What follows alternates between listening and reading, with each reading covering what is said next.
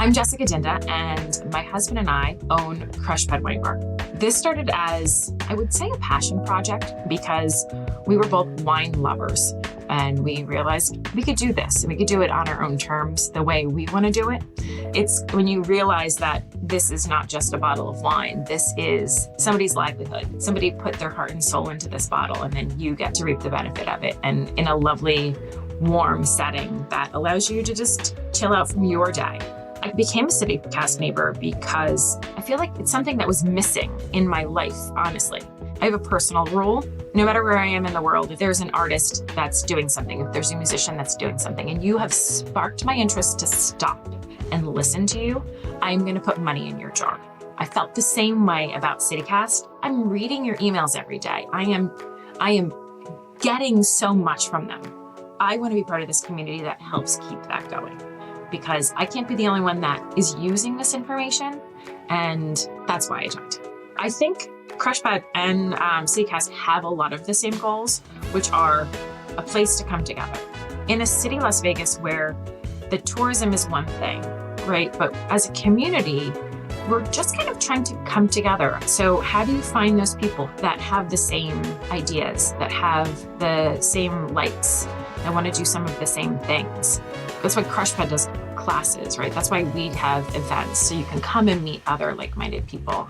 But I also see CityCast doing that by sharing, hey, we're bringing everybody together who believes in this thing that we're doing. Go and meet friends and make community. If anything that I've said today has resonated with you, know that you're not alone. Honestly, there's a lot of us out there looking for community. Head over to membership.citycast.fm and join me being a neighbor for CityCast Las Vegas. And join me at Crushpad, because I look forward to meeting you. Las Vegas is a town built on gambling, and while we spend a lot of time focusing on luring tourists to come gamble here, it's the locals who keep the gambling economy humming, especially during downturns in visitorship. But what are the costs? Today on CityCast Las Vegas, we're joined by Andrea Dassopoulos of UNLV's International Gaming Institute to discuss her findings in a just-released study about locals' gambling habits, and her findings are stunning. So we ask, is it finally time to have a real conversation about local gambling? It's Wednesday, December 10th. I'm Dayvid Figler, and here's what Las Vegas is talking about.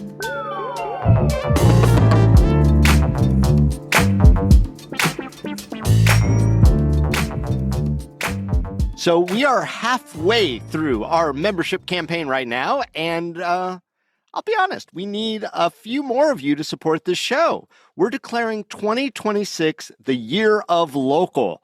And if you listen to the show, you already know that's what we're all about. Helping people feel more connected to life in our weird city. Becoming a CityCast neighbor is a great way to take that connection even further in the new year, because you're not just supporting our show, which you are, but you're also joining a community that's trying to understand this place and make it better together. Neighbors, well, you get invited to members-only events where we explore the city, meet each other in real life, think about that, connections, and dig into those issues and stories that shape daily life here. I want to give a shout out too to Crushpad. They're the new wine bar on the block everyone's talking about, and we're doing one of our member meetups right there. So if you're looking for a way to get more involved in 2026, this is the perfect way to start. It's only $10 a month, or if you go a whole year out, it's $100. And there's a new option. You can gift for the holidays or any other reason a 6-month membership. It's only $60. What a great holiday present. So just head on over to membership.citycast.fm. And if you do it right now, you'll get that free CityCast Las Vegas beanie that you could proudly wear when you meet your neighbors. All right, let's get back into this conversation. Andrea, you and I are friends, so I'm going to call you Andy because that's what I normally call you. And, I read your 41-page study, fascinating. But before we get to the key findings there, and they are stunning, Tell me why it's been over 2 decades since a study like this in a city like ours was done. Yeah, you'd have to ask someone else about that because I think it should be done every year. But Mm, it's really that we are not investing in this kind of research because we're trying to, address other issues and like research goes to the bottom of the list. So when it comes to our problem gambling fund, it includes treatment, prevention, workforce development, and research. And research is always, the least important of those things. Although I would argue that you really can't have any of those other things without good research. yeah. And I mean, that's the whole point is that you're trying to come up with some baselines, some statistics, some demographics, all for us to understand how what you describe as problem gambling impacts our community. So, I have heard that the percentage of adults who may develop negative behaviors around and due to their gambling peaked at around 2 to 4% of the adult population of our country. What were your findings amongst people who live and gamble here in Las Vegas, and how does that compare? So, of the people who gambled, we are looking at like 21% of them in the most severe risk category. And then when you sort of put that across the population, it's about 15% of the total population of adults. That's like 1 in 7 adults in our state are probably experiencing some harm, so severe harm. Wow. I just need to kind of take a pause there because if the national average is like, say, 2 to 4, you're talking about 15% of people here in Nevada. What percentage of people in Las Vegas do at least some gambling? So about 65% of people reported that they gambled in the past year. So what kind of problems are we talking about here? I mean, other than losing money, what are the problems? Oh man, they are expansive. So I mean, we're talking about like, financial harms, which are everything you can imagine: bankruptcy, loss of savings, foreclosures, using payday loans, not being able to pay your rent, not being able to buy food. I'd imagine keeping your job, keeping your family intact, health care costs due to the stress and anxiety, maybe even, I mean, do you even look at things like suicide? Is that a crosstab? So we just kind of kept this to gambling behaviors and then what they think about gambling, their attitudes about what does gambling mean in the state? Hmm. Like, is this a part of our culture here? Which, Yeah. yeah, yes, it is. And Yes. Yeah. and they do see it as an important part of the state, but they also think that the state should be doing more. So I think those are the positive findings of this survey. Hmm. And then, the various risk factors. So yes, that 15% across the state, but where is the risk concentrated? So we see casino workers, almost 2 times the likelihood of scoring in that highest risk category. Wow. Uh, Who else amongst the locals are vulnerable like casino workers? Young people under 24 is the highest risk category. And then Blacks and Latinos, not very much higher, like 1.2 and 1.5 relative risk. But the issue is then we don't have any specific, culturally specific services for them. We don't Mm. have services in our public health system to treat people who don't speak English, for one thing. Okay. So you're talking about the Black, but especially here, the Latino communities. With regard to the casino workers and the young people under age of 24, what is I don't know, the multiplier effect? Like how much more vulnerable are they than the 15% that you identified? So casino workers are like, I think it's 1.8 times the likelihood of having severe gambling problems compared to people who work In other fields. So casino workers are twice as vulnerable over already high vulnerability. Yes. Yeah, see, this is what got me about your research, Andy, is that, I think we intuit this, but we don't like commit this to an actual vetted paper, like an academic paper. And I'm wondering what you think are some of the differences, why people who live in Las Vegas, in Nevada, are more vulnerable than those of those who come here to gamble? I think there's a few theories about this. One is like exposure creates more problems. And the other theory is that you adapt over time to increased exposure, which I think is where we have it's the comfortable place for our minds to go that, oh yeah, we all live here and we see this all the time. So we're immune to it. We don't even notice it anymore. There's kind of a third explanation, which is that what appears to be that you're adapting to it is actually just this persistent overexposure, this strain that is just constant. And there's also a lot of positive messaging around gambling in our community. I know you've seen the billboards. We produce winners, or showing somebody with a giant check, that makes it seem like everything's all profit and all fun. Does that have a play in it too? Or am I just, being a little hypercritical of the way that gambling is advertised? No, I think that it's definitely something to be critical of, especially since the industry way of doing responsible gambling is to say gambling should be fun. Gambling should be entertainment. You shouldn't think of gambling as a way to make money.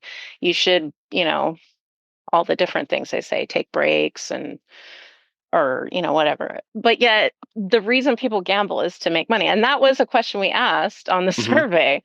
That was kind of surprising to me, because I would think anybody who lives here, especially people who work in the industry, would know. They know the odds, and they know that they aren't, let's just say, favorable to an investment that, there's probably 1,000 investments before gambling to make money are good.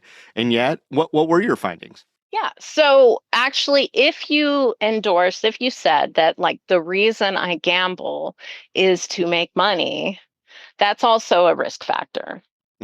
So people who don't have a very clear understanding of gambling for what it is, as something that is purely chance, that you can't make money on, those people were at high risk. And I think that is a great opportunity, because that means if they learn those things, that will lower their risk.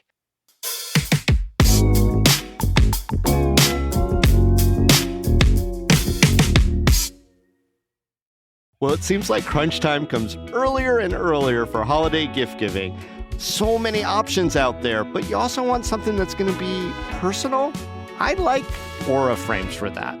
So Aura frames are a shared digital format. They come in these beautiful frames, packaged in premium gift boxes. When you send one to someone, there's no price tag on it.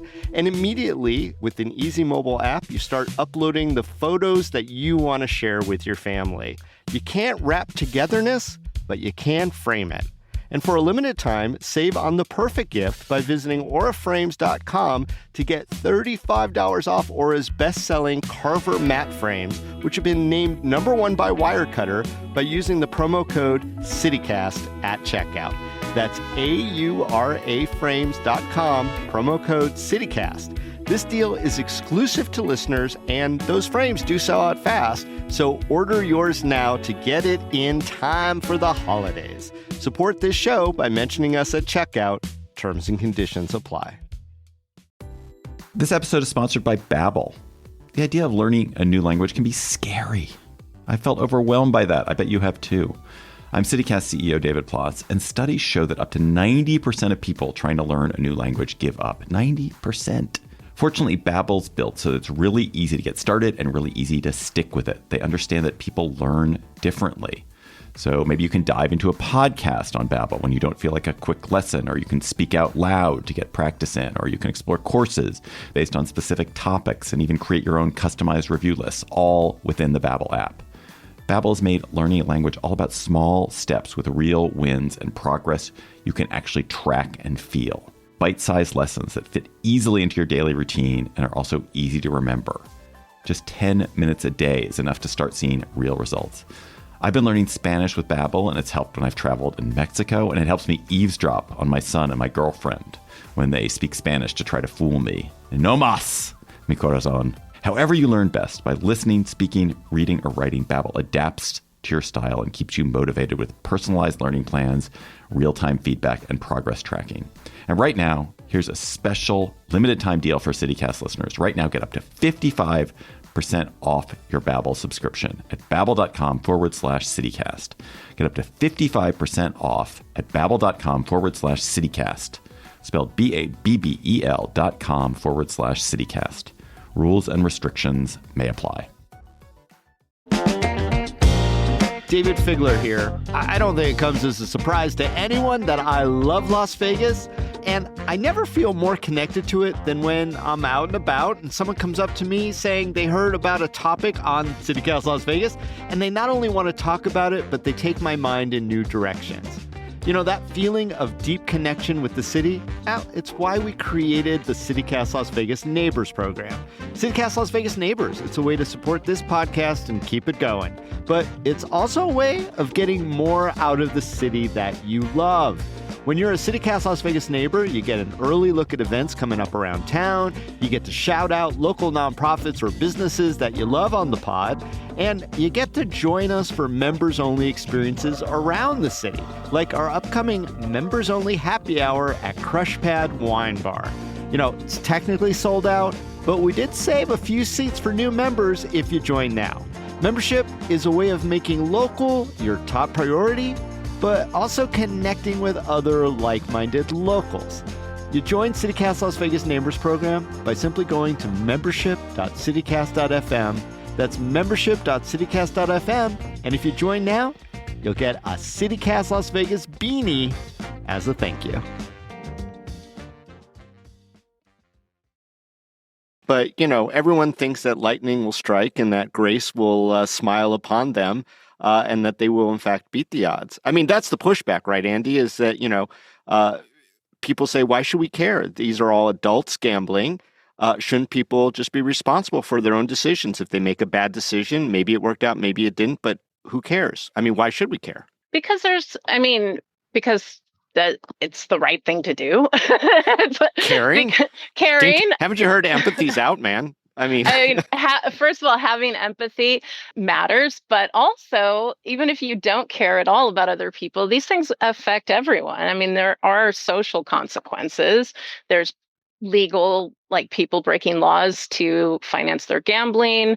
There's disillusion of families. There's, you know, economic strain on our already strained systems. Like, it is a public health social problem. So people should care about it.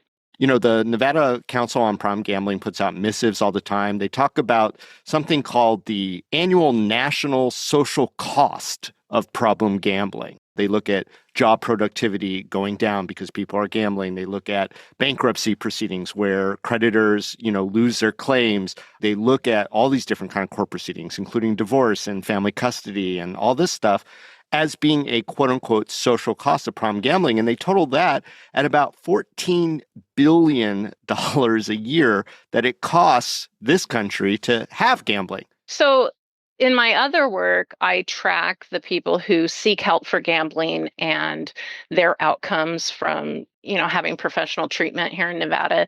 And we track some of their losses. And the average person coming into treatment has $32,000 in debt. The number of people who say that they have committed a crime to finance their gambling, it's significant. Yeah. So people come into treatment with very high debt.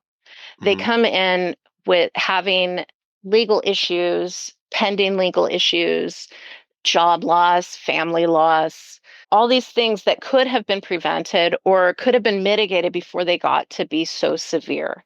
And that's really like where I think we should be having this conversation, is that no matter what, if we're going to have gambling in the state, people are going to be harmed by it. And we need to do something to mitigate that harm. And the earlier we can address it, the less severe the harm's going to be. The more, you know, people can live to gamble another day. So what kind of solutions are we talking about to increase this mitigation or harm reduction? Well, first of all, early awareness, prevention. So we practically have zero prevention in the state. And that is other states. So we have the highest gambling revenue of the country, and Understandably. we rank 14th in our expenditure on reducing harm. And of that, we have to, we fund treatment, which our treatment system is really good. Like, it's very effective, but we're not getting people in there. And once or people are getting into treatment after they have had gambling problems for many, many years, and they're at very severe consequences and basically like at the end of their rope. But we don't want that. We want earlier intervention. So we want it to just be part of the conversation. This should just be something people talk about. Do you gamble? Oh, how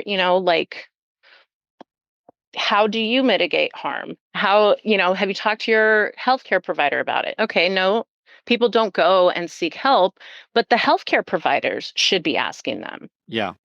And yet we do have a lot of these big walls where you don't see a lot of even analysis, let alone criticism. Yeah, I mean, we're all afraid to criticize the industry, but at the same time, like, I feel like the industry is not benefiting from people being addicted to gambling. And they want gamblers to come in and spend money and keep coming back. They don't want gamblers to come in, spend all their money, burn out, and then never come back again. I mean, that's sort of the approach that the council started taking in their missives, as you called them. It's just that problem gambling is bad for everyone. It's not like it should be some sort of partnership with this industry that they should care to. Now, do they? No, probably not. But they would if they were regulated to do so. Yeah.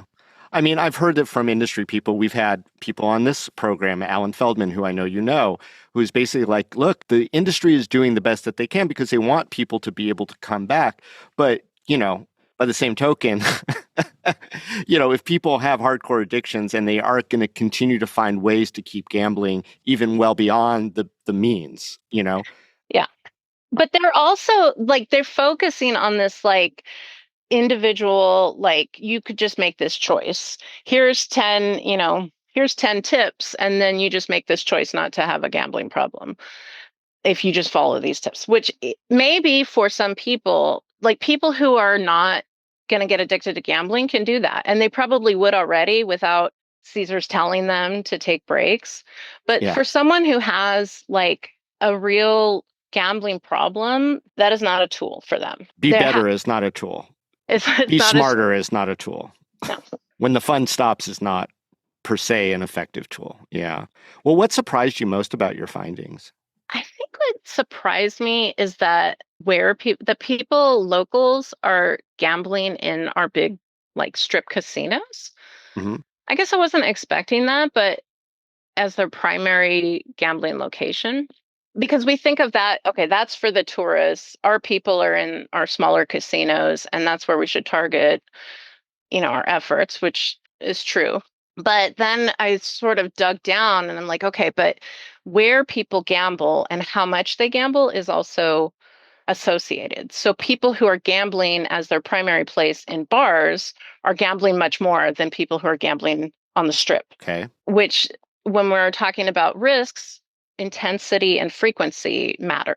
So if you're gambling every day in a bar versus, once a month or a couple times a year on the strip, your risks are much higher. Yeah. And then you have kind of this whole other thing, in these small Dottie's type places that, what's even going on in there, right? So yeah. I mean, we use it as a butt of jokes sometimes. We talk about Dottie's or Jackpot Joni's or Lola's or all these other places that seem to be named after your grandma. Let's be real. Oh. And yeah, I mean, they're 24/7 slot parlors, right? You're saying, Andy, as a professional researcher on this topic, that those places might not be healthy for people to go to and that they might be underregulated with regard to that? Well, just that people who go to those places gamble more frequently. So their average days of people who gamble in a Dottie's, for example, is 13 days a month versus 7 days for someone who gambles in a casino. Oh, wow. And what do you think it is about those let's just call them slot parlors or your local bar. It could be, one of the big chains. People know the names, where there are tabletop gambling. Is there something about those places you think that makes people more vulnerable to the kind of harms that you're talking about? Well, just that they're convenient. So, I mean, it's not like a causal, it's maybe they're seeking out a more convenient way to gamble, in and out easy to park or cheap cigarettes, whatever reason they go. Camaraderie, friendship, from others who are similarly situated, maybe? Yeah. The bartender, the attendant there. And so we should be thinking specifically about each specific type of place or type of gambler, like when we're talking about addressing the harms. So you asked me earlier when I was saying awareness and prevention, we need a public awareness campaign. We need a publicly funded, and we have one, but it's very poorly funded and it's not really getting a big reach. So just bringing it into conversation. People should just be talking about this all the time. The same way you talk about, Ozempic or like whatever else is going on in the health world. It shouldn't be stigma. I mean, that's how you reduce stigma, is by talking about it, by making it an everyday thing, because it is an everyday thing. Everybody's experiencing this. If you're not experiencing it personally, you know somebody who is. Yeah. Or, I mean, if anyone was pressed, somebody who has had significant financial or other problems based on their gambling. I don't think there's a person in this community who wouldn't say, I do. It might even be themselves. So, Andy, I kind of want to end this where we began it all. With so much of our population engaged in gambling, clearly more than the national average, some on a regular basis, why, of all places in the world, is Las Vegas seemingly so bad at looking at this as a health issue, like you say? I think it's part of our culture of just that rugged, independent Wild West. I mean, I think that there's just not an investment. There's not a public investment in it. And that maybe if there was an investment, people would follow. It's something we're not expecting. Like, we have terrible healthcare in other types of healthcare. So I guess why would we expect our gambling response to be any better? Except that it is the most prevalent number one part of our lives. It really is ingrained in our culture. But I mean, I hope people who are interested in this topic read your paper, because it's easy to get through. It is stark and stunning in some of its findings and conclusions. Do you think that people who read your paper might be encouraged to start teaching kids next to sex ed, about the dangers of getting involved with gambling, or even at the university level, something more with education than is happening now? I think that we are, because there's been so much national attention to gambling, that we are paying more attention to it. I just gave a presentation to the Board of Regents for the Nevada higher ed system on a student study, and they were very interested. They were like, okay, what can we do? How do we help our students? I'm seeing a lot of interest, especially because of all these like sports betting panics and things like that. But, I'm hopeful. I mean, I think that this study is a great baseline. What I would like to see is it repeated in a couple years so that we can keep comparing and we can say, okay, things are getting better. These are areas we need to improve. And for me, the number one takeaway from this is that we have to protect our workers, our lifeblood of the state. Like, these are people who are, making this industry run, and they are at most risk. And so that's what I would love to focus my next research on. And, you just kind of keep going. Well, Andy, I really appreciate your hard work. It's almost singular, but I hope that it does influence others to do the same. And thank you for sharing your results here on CityCast Las Vegas. Thank you so much.